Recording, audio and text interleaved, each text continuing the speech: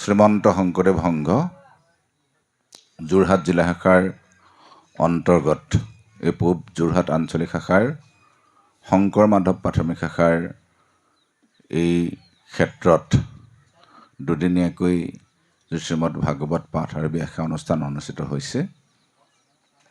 এই অনুষ্ঠানত উপস্থিত হৈ থকা শ্ৰীমন্ত শংকৰদেৱ সংঘৰ যোৰহাট জিলা শাখাৰ মাননীয় সভাপতিকে প্ৰমুখ্য কৰি জিলাৰ বিভিন্ন দায়িত্বত থকা ভকতসকল,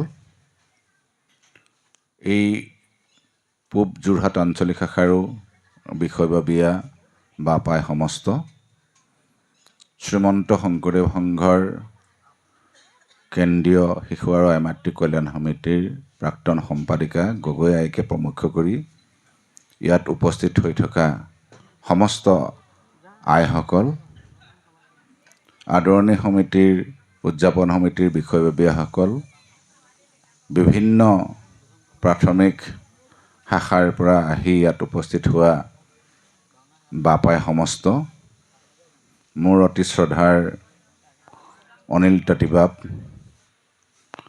এই পাঠাচাৰ্য দুইজন বাপ কাষতে শুৱে বাৱে বহি আছে। কৃষ্ণ। ইয়াত ইতিপূৰ্বে এই আসন অলংকৃত কৰি খুব সুন্দৰভাৱে বাস্তৱসন্মত ভাগৱত ব্যাখ্যা আগবঢ়াই যোৱা অতি শ্ৰদ্ধাৰ নাথ প্ৰভুজনা, লগতে এই অঞ্চলৰ সমূহ ভকত বান্ধৱ সবাৰে চৰণত আমি শিৰ থৈ সেৱাভাগ নিবেদন কৰিছোঁ। আমাক আপোনাসৱে এই অকণ সেৱা কৰিবৰ কাৰণে সুযোগ দিলে। আমি এই আপাহতে আমাৰ শ্ৰদ্ধাৰ প্ৰবীণ গগৈ বাপজনা তেৰাই আমাৰ লগত যোগাযোগ কৰি এই অনুষ্ঠানত সেৱাভাগ ধৰিবৰ কাৰণে আমাক সুযোগ প্ৰদান কৰিলে। গতিকে তেৰাৰ চৰণটো সেৱা নিবেদন কৰিছোঁ আৰু সবাৰে চৰণত শিৰ থৈ আমাৰ প্ৰতি যি দায়িত্ব ন্যস্ত কৰা হৈছে এইখিনি আমি কিঞ্চিতমান পালন কৰিবৰ কাৰণে আগবাঢ়িছোঁ। হ'ব পৰা শতকোটি অপৰাধ আপোনাৰ বাবে নিজ কৃপা গুণে মৰিখন কৰিব। কৃষ্ণ জয়গুৰু শংকৰ। আমি পাঠাচাৰ্য বাপদ্বয়কে পাঠ আগবঢ়াই নিবৰ কাৰণে সেৱা নিবেদন কৰিছোঁ। কৃষ্ণ কৃষ্ণ। জয়গুৰু শংকৰ। এতিয়া তৃতীয় স্কন্ধৰ কপিল চৰিত্ৰৰ আছে সাংখ্য ভক্তিযোগ কথন। আমি পাঠলৈ আগবাঢ়ি যাওঁ। জয়গুৰু শংকৰ। মৈত্ৰেয় বুলন্ত শুনা ব্যাসৰ নন্দন, এহি মতে মাতৃৰ জিয়া প্ৰয়োজন, কপিল ঈশ্বৰ মনে আনন্দিত ভৈলা, সাংখ্য ভক্তি যোগ মতে কহিবা কলৈলা, ভগৱন্ত বদতি শুনিওৱা বেআই, উত্তম ভকতি কহোঁ তোমাত বুজাই, পুৰুষৰ সহজেইন দৃঢ়বৃত্তি ছয়, যেন মতে নিষ্কামে ঋত পৰ্বতয়, ভাগৱত ভক্তি তেবে ইহা বুলয়, মুখ্যটো অধিক অতি গৰিষ্ঠ হয়,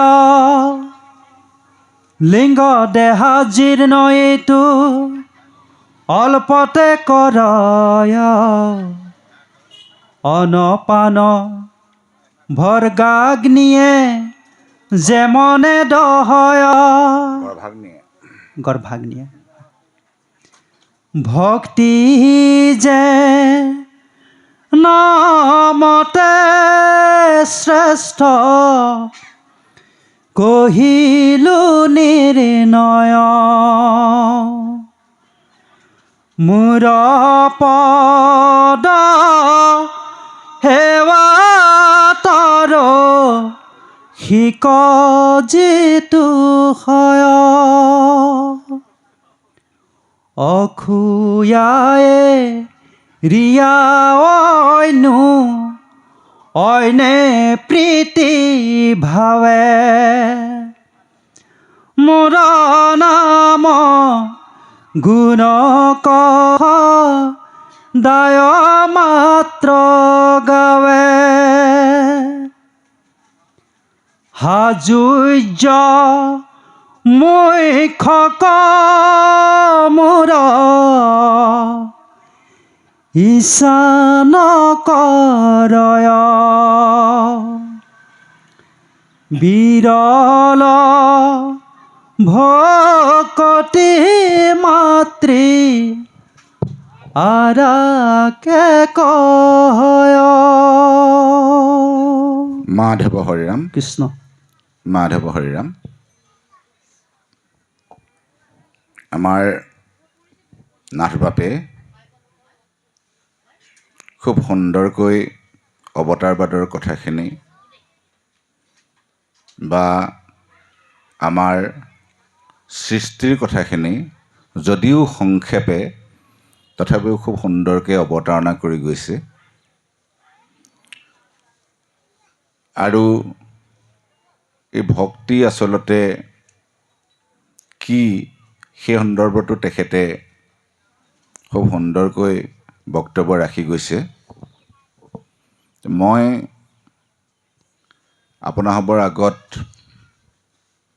তেৰাই যিখিনি কথা অৱতাৰণা কৰি গৈছে সেইখিনি পুনৰাবৃত্তি নকৰাকৈ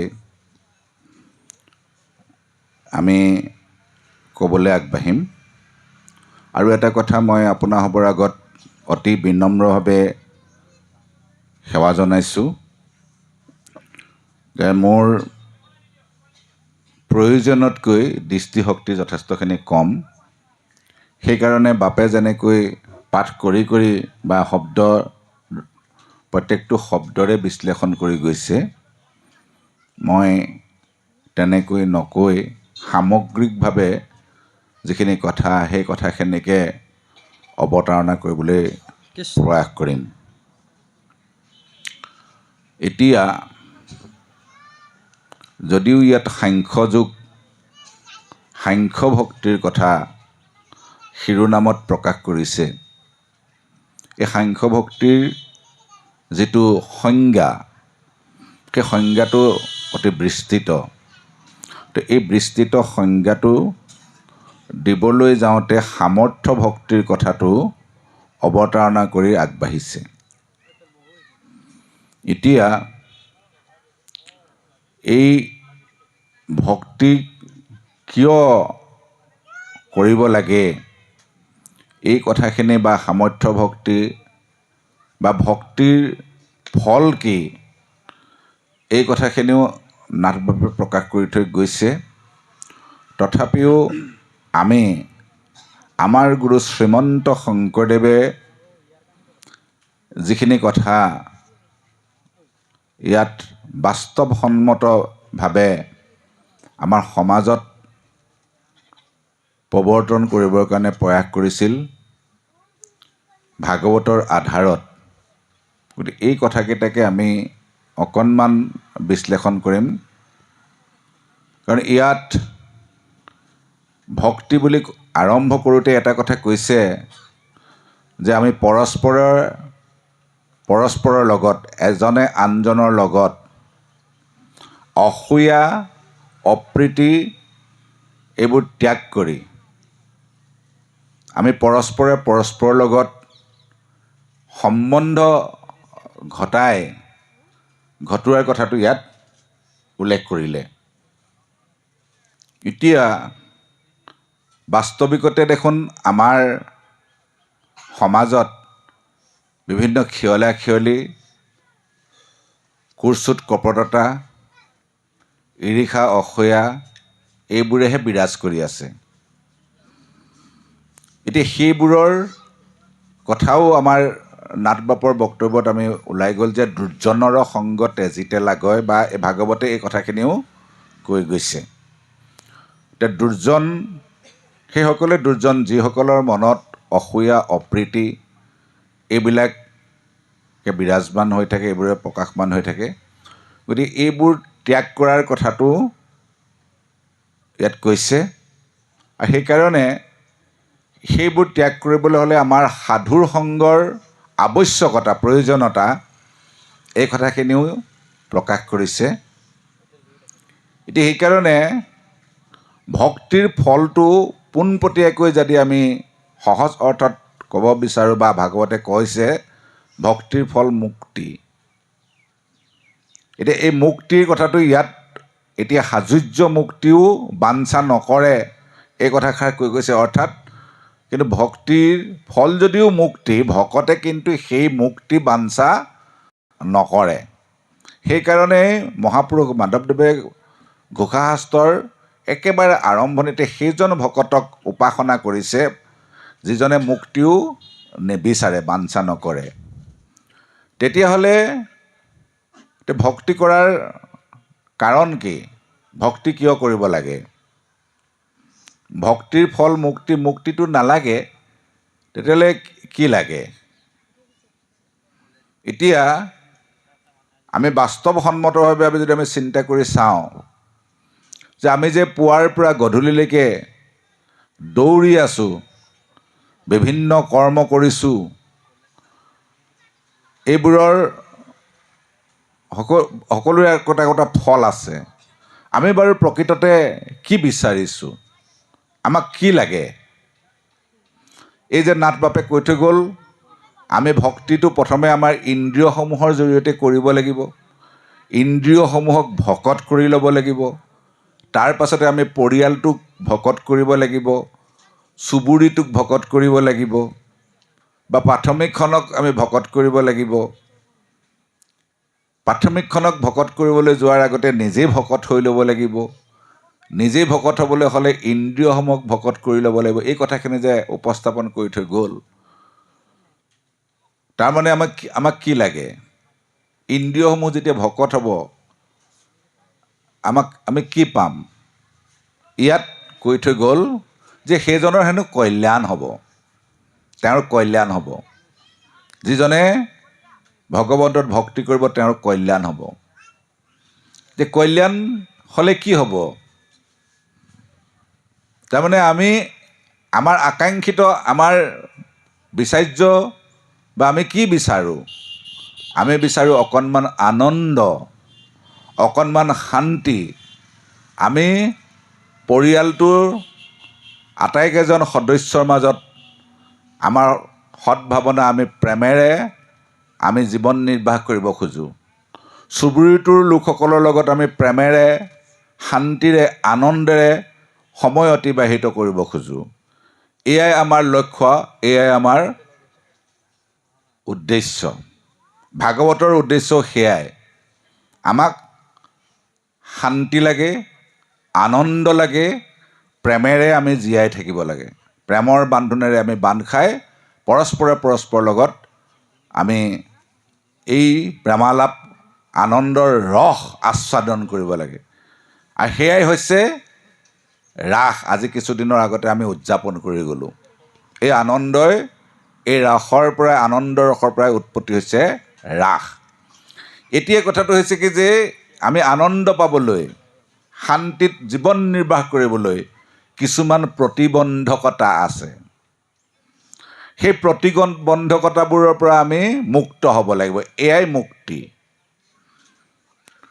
আনন্দত বিঘিনি ঘটোৱা, শান্তিত বিঘিনি ঘটোৱা যিবোৰ প্ৰতিবন্ধকতা, এই প্ৰতিবন্ধকতাৰ পৰা আমি মুক্ত হ'ব লাগিব। ভাগৱতৰ প্ৰথম স্কন্ধৰ দ্বিতীয় স্কন্ধৰ আৰম্ভণিতে ক'লে, শৰীৰত আছে যত কলিকৃত দুখ, গুচুক প্ৰথমে কৰা হৰি হৰি ঘোষ। অৰ্থাৎ কলিকৃত দুখবোৰ গুচিব লাগিব। কলিকৃত দুখবোৰ হৈছে আমাৰ আনন্দ, শান্তিৰ প্ৰতিবন্ধকতা।